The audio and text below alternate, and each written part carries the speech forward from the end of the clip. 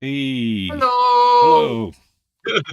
I think we're live. How's everyone doing? Yes, we are live. Oh, yes. Just 2 minutes late. Those damn technical issues just keep getting in our way. Marcus Ah, time. dear. But welcome. It's another Wednesday. It's another Snowflake Show. Season 2, episode 12, Lee. Episode 12. Episode So we are 12. running through this year, aren't we? Yeah, a third Uh, of the year. Sorry, a quarter of the year, Drew. Quarter of the year, far too for the year. quickly. We're certainly piling up the videos, that's for sure. Yeah, I am your co-host Regan Early, alongside I'm Lee Corn. yeah, and over the next hour or so, we're going to give you the latest news and views, as well as share some good and funny stories to share. Man, it's been a quiet week again, Lee. Yeah, another quiet week. Not much happening. Usual. No, no, like a scandal or sleaze by led by donkeys doing anything. No, Nothing at all. SNP leader announced. No, No, nothing going on in quiet, Ukraine. quiet, Um, quiet. All quiet on the political front. yeah, Nobody calling yeah, somebody scum. no, Nobody no, saying anything nothing, else. nothing, nothing. No rebellions seem to be appearing here at No, all. No, no. I don't know if anybody in the chat is noticing the shirt, but I'm sure they can't see anything at all. Who have we got in the chat today, Lee? We're a bit short on viewers at the moment, but we've got Casper Oh, Norland's give here. him a Hi, chance. hi, Casper. Regan Leet says good evening, snowflakes, whoever that is. Regan Leet. Ginger's Giraffe says hello. Hi, Ginger's. It's only Wednesday. Yeah, I know it's only I Wednesday. know. Unbelievable. Duke Vengeance here. Hi, Duke. I'll be antisocial in a minute. Bloody Tories. Good to see you, Duke. Lefty Bolter says, evening, folks. Hi, Lefty. Evening, Lefty. Good to see you. Alice Sturm says, hi, Snowflakes. Hi, Lee. Hi, Reagan Lee. Hi for Thank you. Good Scotland. to see you. Good result for Scotland last night, though, in the football. Just Mm, reminded me. 2-0 against mm. Spain is a cracking result. Oh, very nice. Ben Shaw says, evening, everybody. Evening, Ben. Duck Evening, bread. Ben. I think there's some news. I think there is some news, Duck Bread. There Good to might be see you. I some hope news, you're yeah. well. Ben Shaw says, my bell didn't ding. Oh, sorry to hear that. Unfortunately, we're in the at the mercy of YouTube for that. Yeah, So, yeah. Sometimes you kind of have to double check it. Fortunately, but obviously, if something changes, obviously, normally we'll post here or on our Discord or the Discord server if something changes. But it's normally every Wednesday 9 p.m. So if it obviously changes, we'll tell everyone obviously, or if we can't can't do the show or whatever issues. But thanks everyone for joining us last week. We had a fantastic show with Daily Blase. That was really fun. really That good. was. It was really good show. We've got quite a lot to talk about, so we should. I think we should crack straight into it, Leash. Don't you think? Yep, we've got just another Zona says howdy howdy. Howdy, Zoda. But Alex Stein says Uh, Harry Bunny at the score. Yeah. Right, so we crack on with it then. Yep. Let me run through the notes. Oh, I cut it short. Sorry. He cut it short. Cut it Yeah, short. he wants to play it again, guys. That's I'll the play it real again. Let's do reason. it again.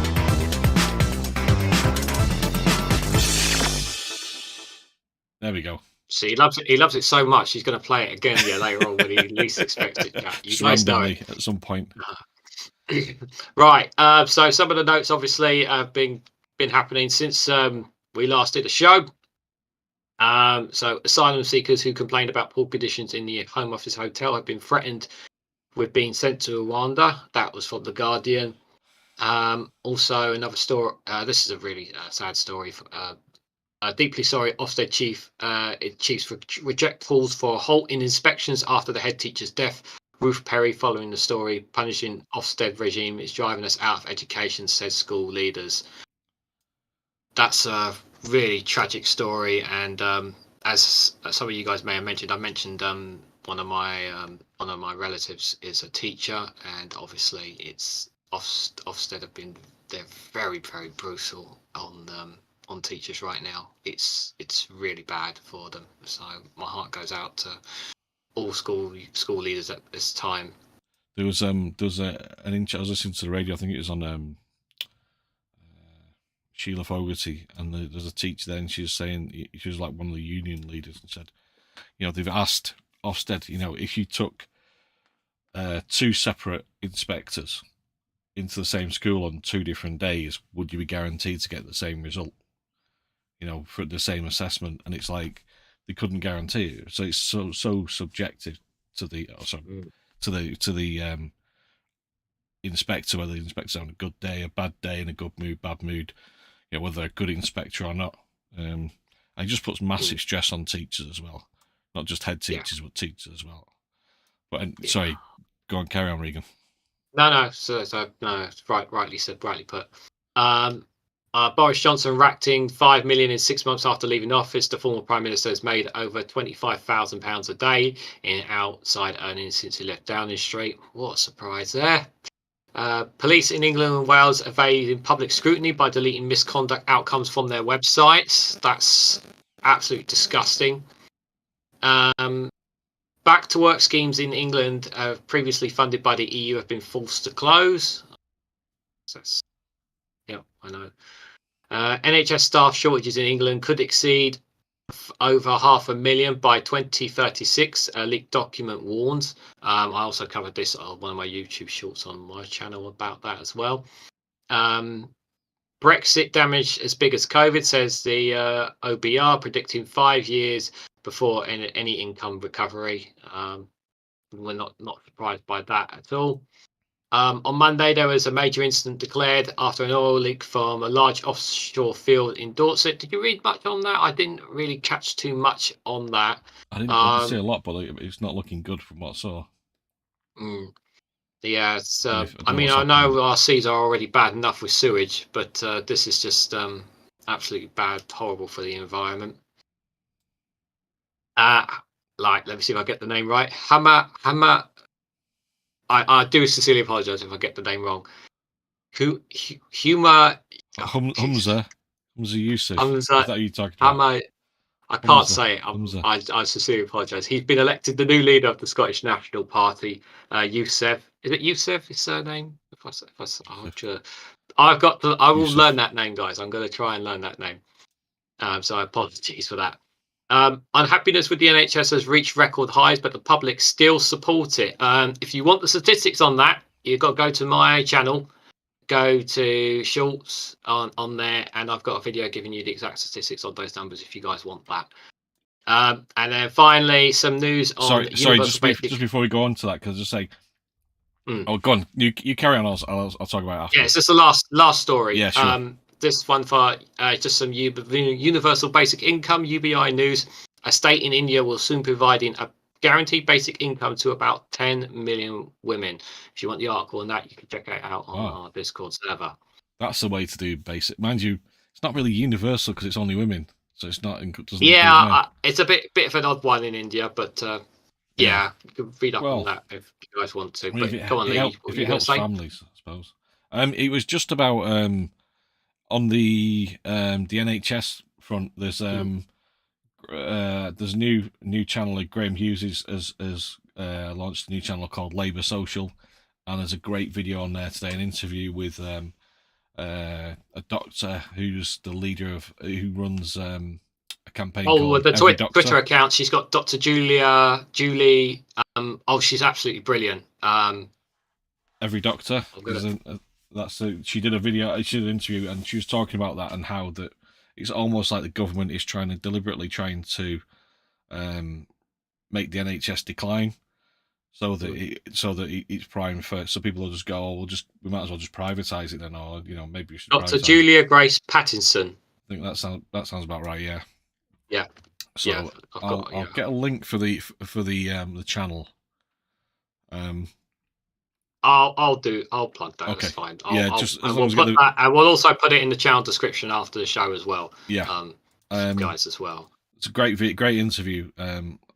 Great. Well, she comes across really well and explains it very well in the video. So. Yeah, so guys, if you haven't already, when you get a chance, go and check out Labour Social, which was formerly Graham Hughes's politics. So he's changed it now.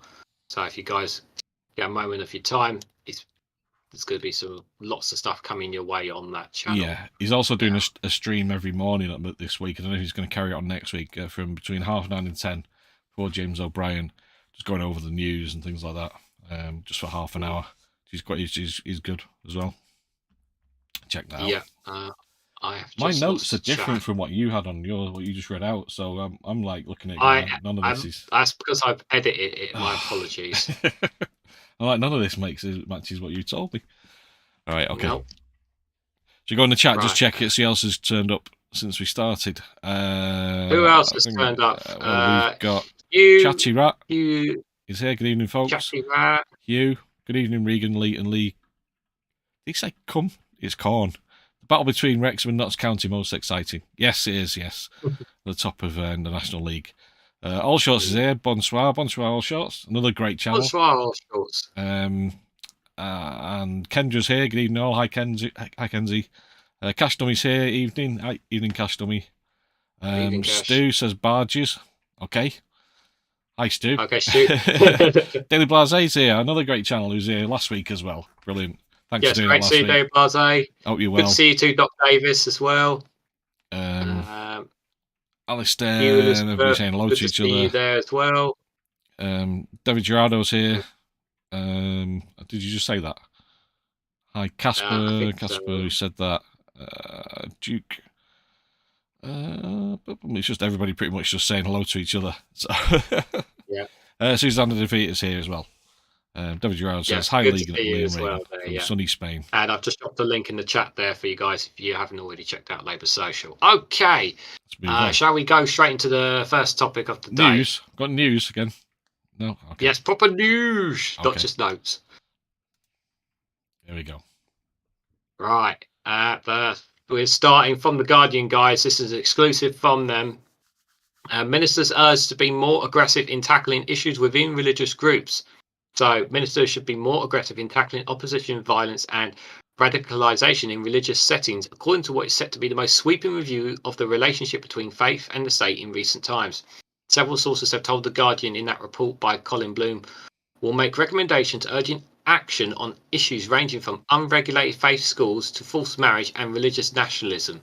It is due to be unveiled by Michael Gove's Department for Levelling Up Housing and Communities within weeks.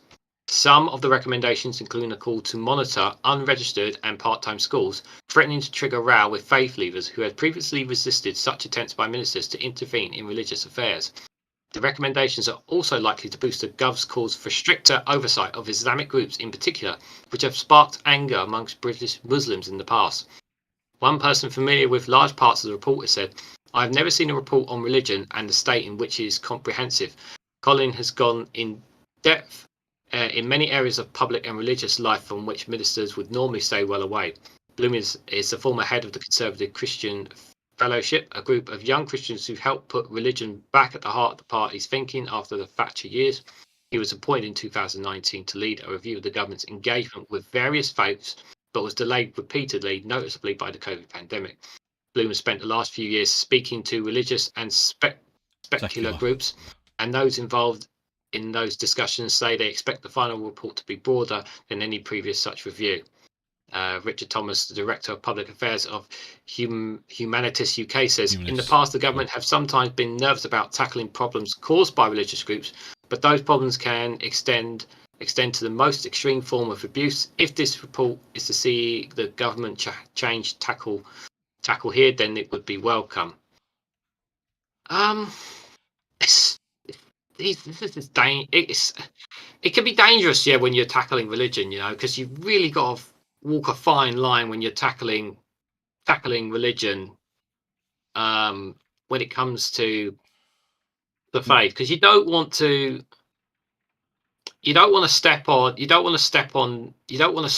stop people being allowed to express religion, but you don't want it being pushed on people, if you know what I mean. Yeah, I mean, saying there, those close to the process said much of the final report will talk about the positive impacts of religion and formal worship on adherence of society more widely. Some proposals designed to bolster religion and a core element of British society, including more resources for religious education taught in schools and higher money to hire chaplains. I mean, the thing is that religion, you know, there are fewer people actually religious in the country. More people, I think, you know, well, I'd have to have a look at the stats, but I really don't. But it worries me because I'm not religious. You know, Humanist UK is more probably represents me in many ways. This guy is a former head of the Conservative Christian Fellowship, a group of young Christians who helped put religion back at the heart of the party's thinking after the Thatcher years. You know, that's to me that is a red herring. Rings alarm bells. To be honest, we don't want to end up like in America, the far right is like very sort of leans on the religious side, or the religious side leans on the far right, or Christianity really hard over there, aren't they? Yeah, and we don't want to end up like that. I don't want to anyway, and I think the vast majority of people in Britain don't. So I don't know.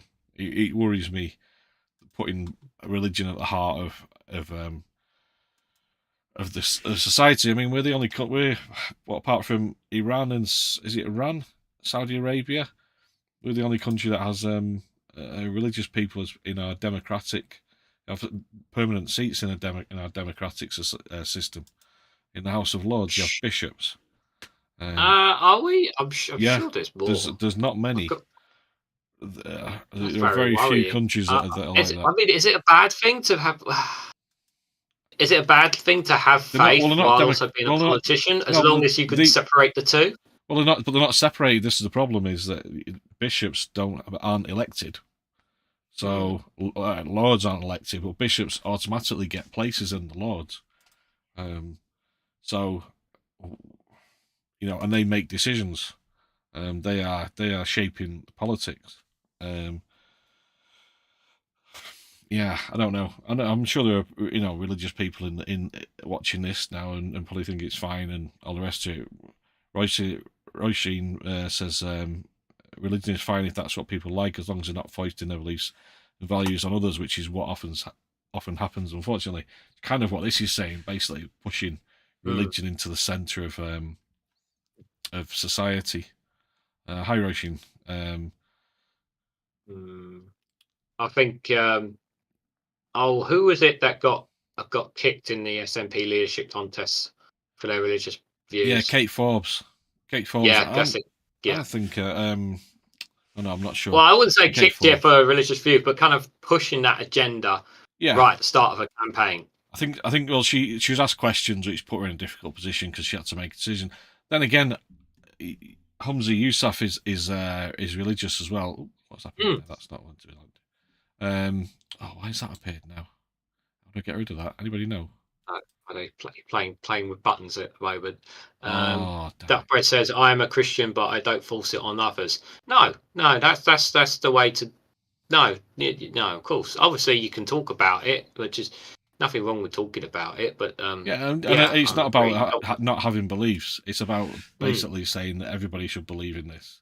Or everybody should. There we go. Yeah, I could give you a prime example. It's obviously like I don't know if anybody in the chat has ever had this in the UK where I once happened getting on a bus in London and a guy comes on and just starts preaching the Lord of Jesus Christ and won't stop talking about it in front of everybody.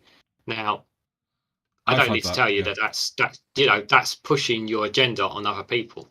Like it's a captive audience as well. You've got no escape from it if you're on a bus or if you're on a tube train, which happened to me one time. A woman got on and started going on about it, and it was like, most people just ignored her, to be honest. But yeah, it's But anyway, yeah. Well said. Number 3 says Christians and politics. See USA. Yeah, as we just mentioned. Yeah. Hody Ho says so. Larry the Cat. Good to see you, Joel. Catholic, light, and pagan. I am just fine. Life is too short to fight over it. Yeah, it is.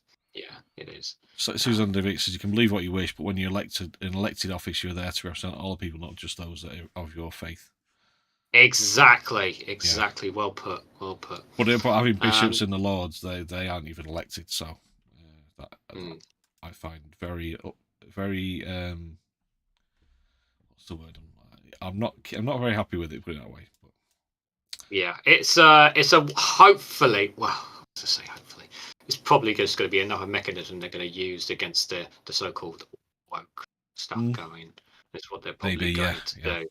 Yeah, hopefully, another weapon, another distraction tactic from what's going on, guys. Most likely. Shall we move on? Yeah, let's move on. There we go. So this one's from the BBC. Did you want me to read this, or do you want to read this? I can read it if you want. Yeah. Yeah, go on. Okay, so UK asylum ex-military bases to be used in migrant housing plan. So, 3 sites, including 2 ex-military bases, will be used as migrant housing in a bid to cut down on hotel use. Sites in Lincolnshire and Essex, plus another in East Sussex, could house several thousand. Robert Jenrick said. Government is exploring the possibility of using ferries, but no firm decision has been taken. Using ferries to house people. Labour Shadow Home Secretary Yvette Cooper said the announcement was an admission of failure on asylum policy. The plans are likely to meet local opposition and have been criticised by MPs whose constituencies are impacted, with one Conservative warning the government a legal challenge would be launched. Mr Jenrick told the Commons a sheer number of small boats will overwhelm the asylum system, so the government would not elevate the well-being of illegal immigrants above the British people. Accommodation for migrants should meet essential living needs and nothing more, because we cannot risk becoming a magnet for the millions of people displaced and seeking better economic prospects, he added. Mr Jones said new 3 sites will help reduce the need to rely on private hotels, but conceded that these sites on their own will not end the use of hotels overnight. He also revealed barracks at Catterick Garrison in Prime Minister Rishi Sunak's constituency was being assessed for suitability as potential accommodation. Later, bosses of commercial port in the Dorset coast in southern England said the Home Office had asked it to provide space for an accommodation facility. Bill Reeves, Chief Executive of Portland Port, said, "We're currently liaising with the Home Office about next steps." Conservative-led Dorset Council said it has serious concerns about the location. There have been media speculation the government would announce plans for the vessel to use vessels to house migrants, but it wasn't included in what the minister called the first tranche of housing options. The government says 6.2 million a day is being spent on hotels for migrants, and areas with high concentrations of people face a strain on local services. BBC understands more than 51,000 people are currently being housed in 395 hotels. Jenrick said new funding will be made available for local authorities to help deal with costs. They would need planning changes to repurpose the military sites. I did do a video a few days ago, obviously, where they were talking about it, and then I read after I dropped the video, apparently they said they were going to drop the idea of using ex-military bases, but it seems they changed their minds again on it, because it was tweeted by a few reliable sources on social media basically saying that they were going to drop using military bases, but it seems they're going to use ex-military bases because they're looking for a desperation to try and get them out of hotels. I'm sure, I'm not going mad, but I'm sure I've seen a picture somewhere online of what could potentially be some of these used ferries or boats for them to be in, and it basically just be like a mobile prison. And I'm just picturing it now, filling it all up, and then just pushing it out to sea. Well, I mean, that was one of the things in the past, was when there's overcrowding in prisons, is like, oh, just put me on boats at sea or in port, and it's like what's annoying is, I don't know if you saw after PMQs yesterday, they were talking about housing, about basically if you're an asylum seeker from Afghanistan and you're in a hotel, and if the government comes to you and says we've found a place for you to live, we've got a house for you to live in, or whatever accommodation outside the hotel, there isn't just another hotel, they have to accept it, and if they don't accept it, then I think I can't remember, it's 31 days or 3 months to basically get out of the country. Was what they were saying.